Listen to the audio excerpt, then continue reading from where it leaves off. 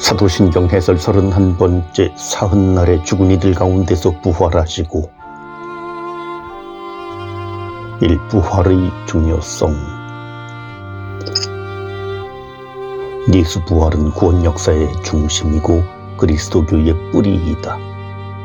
복음 선포, 믿음, 구원의 바탕이기 때문이다. 예수께서 부활하지 않았다면 그 모든 것이 허사다. 그리스도께서 되살아나지 않으셨다면 우리의 복음 선포도 헛되고 여러분의 믿음도 헛되다. 또 여러분 자신은 지은 죄 안에 있을 것이다. 십자가에서 모든 것이 종결되고 부활이 발생하지 않았다면 그리스도교는 순교의 종교일 수는 있어도 희망과 생명의 종교는 되지 못했을 것이다. 예수께서 부활하셨으므로 성령이 강림하시고 그리스도 신앙이 생겨나고 교회가 태어나고 복음을 선포하였다. 우리가 현세만을 위하여 그리스도께 희망을 걸고 있다면 우리는 인간 가운데 가장 불쌍한 사람일 것이다. 예수님은 안식일 전날 금요일 오후 3시경에 숨을 거두고 당일 일몰 직전에 묻히고 안식일 다음날 주일, 그러니까 죽은 지 사흘 만에 부활하셨다. 사흘 만에는 시간 간격을 가리키는 것만이 아니라 신학적 의미도 담고 있는 표현이다. 하느님께서 의인을 어려운 처지에서 사흘 만에 구해내신다는 대목이 성경에 가끔 나온다.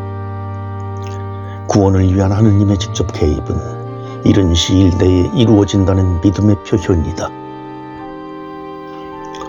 짧지만 충분한 시간을 가리키는 표현으로 하느님이 역경 중에 있는 의인을 오랫동안 방치해 두시지 않는다는 뜻이다. 부활을 목격한 사람은 아무도 없다. 무덤의 경비병들도 부활이 잇따르는 부수적 현상, 지진, 빈 무덤만을 겪었을 뿐 부활의 현장에 있지 않았다. 부활한 분이 제자들에게 발현하셔서 이들이 살아있는 그분을 목격하고 만났기에 부활을 믿게 되었다. 그리고 그들이 보고 듣고 믿은 바를 사람들에게 선포하기 시작하였다. 부활과 그에 잇따른 일들의 순서는 이와 같다. 부활 사건, 빈 무덤, 부활 발현, 부활 신앙, 복음 선포 등의 순서이다. 그분이 제자들의 마음이나 신앙 안에서 다시 살아나신 것이 아니다. 그들의 신앙은 부활하신 주님을 보고 만났기 때문에 생겨난 결과이다. 천사들의 부활 선언 덕분에 부활한 것도 아니다. 실제 죽은 이들 가운데서 일으켜졌으므로 그 사실을 천사들이 전한 것이다. 부활은 실제 발생한 사건이다. 역사 안에서 제자들이 부활하신 분을 보고 만났으며 역사의 흐름을 뒤바꿔 놓았다는 점에서 역사적 사건이라 할 수 있지만 부활 사건 그 자체는 역사를 넘어선 사건이다. 죽음에서 일으켜져서 현세로 돌아온 것이 아니라 하느님의 영원한 세계 안으로 들어간 사건이므로 죽은 이가 현세로 되돌아오는 소생과 차원이 전혀 다르다. 초월적 사건이므로 그 현장에서 목격한 사람도 없고 또 그에 대한 묘사나 서술이 불가능하다. 부활한 분이 내 손가락을 여기 대보고 내 손을 넣어 보아라. 나를 만져보아라. 유령은 살과 뼈가 없지만 보시다시피 살과 뼈가 있다라고 말하는 것이나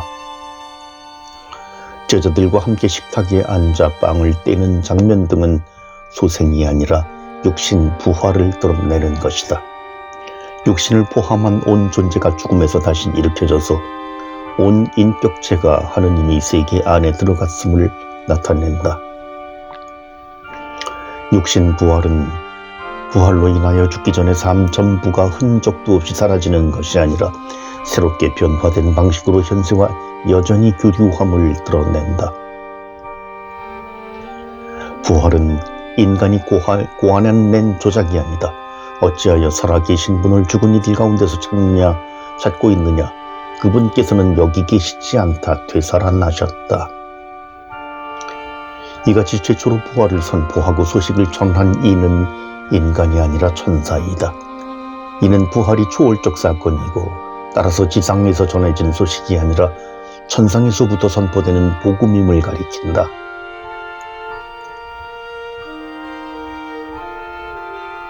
사도신경 32번째 사흔날에 죽은 이들 가운데서 부활하시고 빈 무덤과 발현 이야기 2번째. 복음서는 부활 선포 이외의 빈 무덤과 발현에 관한 이야기를 전해준다. 부활은 하느님의 절대 주권에 의해 발생된 초월적 사건이므로 감각에 의해 확인되지 않는다. 제자들에 의해 확인될 수 있던 것들은 빈 무덤과 부활한 분의 발현이다. 빈 무덤은 실제로 확인될 수 있는 사실이다. 여인들과 제자들이 무덤을 찾아갔으나 열리고 비어 있음을 발견하였다. 빈 무덤 자체는 부활의 증명이 될 수 없다. 빈 무덤을 보고 제자들이 예수 부활에 관한 생전의 말씀을 기억해내고 부활을 깨달아 인정한 것이 아니다. 신앙은 객관적 사실을 감각으로 확인하는 데서 생기는 것이 아니다. 빈 무덤은 제자들을 당황케 했고 두려워하고 불안하게 했을 뿐이다. 공포심이나 불안감을만을 조장한 빈 무덤은 시신의 도난이나 이동을 추측하게 만들었다. 막달라 여자 마리아는 천사와 제자들에게 2번이나 누가 저의 주님을 꺼내갔습니다.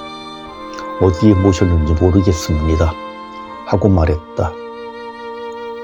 빈 무덤은 부활에 대한 확증이 아니라 그 표징이다. 그 자체는 중립적이며 모호한 현상으로 드러나지 아니한 부활의 의미를 가리키는 표징이다. 교회는 빈 무덤을 육신 부활의 표징으로 해석하였다. 너희가 예수님을 찾고 있지만 그분께서는 되살아나셨다. 그래서 여기에 계시지 않는다. 육신을 포함한 그분의 온 인격체가 되살아났으므로 시신을 안장한 무덤이 비었던 것이라 해석한다. 부활한 분은 무덤 근처, 집 안, 길 위, 산 위, 호숫가 등 여러 곳에서 나타났고 또 모든 이들에게가 아니라 뽑힌 이들에게만 살아있는 자로 나타나셨다. 그리스도께서는 성경 말씀대로 사흔날에 되살아나시어 계파에게 또 12사도에게 나타나셨다. 그 다음에는 한 번에 500명이 넘는 형제들에게 나타나셨고 또 야고보에게 이어 다른 모든 사도에게 나타나셨다. 맨 마지막으로 나에게도 나타나셨다. 발현의 주도권은 목격자가 아니라 나타나는 분에게 있다. 주님은 목격자가 전혀 생각하지도 않은 때에 갑자기 발현하신다. 주님을 제자가 알아보는 순간에 그분은 사라지신다. 그들의 눈이 열려 예수님을 알아보았다. 그러나 그분께서는 그들에게서 사라지셨다. 보이지 않는 방식으로 존재하시는 하느님께서 당신의 주도권으로 잠시 모습을 보이시는 것이다. 제가 알아보지만 생전에 예수님을 뵙는 것과는 다른 양식으로 보는 것이다. 제자들은 알아보지 못하고 당황해하고 의심한다. 발현을 목격하는 당시 제자들의 마음은 발현 이야기에는 일정한 틀이 있다. 주님께서 갑자기 나타나서 평화의 인사를 건넸지만 여전히 불안, 걱정, 두려움에 사로잡혀 있었다. 주님은 목소리, 몸짓, 동행, 식사, 성찬, 행위와 같은 표징을 통해 당신이 되살아난 예전의 예수님을 드러낸다. 표징을 통해 주님을 알아보는 순간 제자는 저의 주님, 저의 하느님하고 신앙을 고백한다. 주님을 보고 만난 제자는 떠나온 곳으로 되돌아간다. 십자가 사건에 충격받고 절망에 빠져 각자 제 갈 길로 흩어져 갔던 제자들이 주님을 뵙고 나서 되돌아간다. 절망에서 벗어나 희망의 귀한 길로 방향 전환한다. 그들이 집결함으로써 공동체가 복구된다. 용서, 기쁨과 평화를 체험한다. 부활 체험의 순간에 명령을 듣는다. 예수님께서는 전에 말씀하신 대로 여러분보다 먼저 갈릴레아로 가실 터이니 여러분은 그분을 거기서 뵙게 될 것이다. 갈릴레아로 가라. 는 말씀은 선교 명령이다. 소외계층의 상터이며 일터이고 쉼터인 그곳에서 예수님은 가난한 이들에게 복음을 선포하셨다. 명령은 예수님이 늘 그곳에서 하신 것처럼 우선 가난한 이들에게 복음을 전하는 말이다. 너희는 이 일의 증인이다.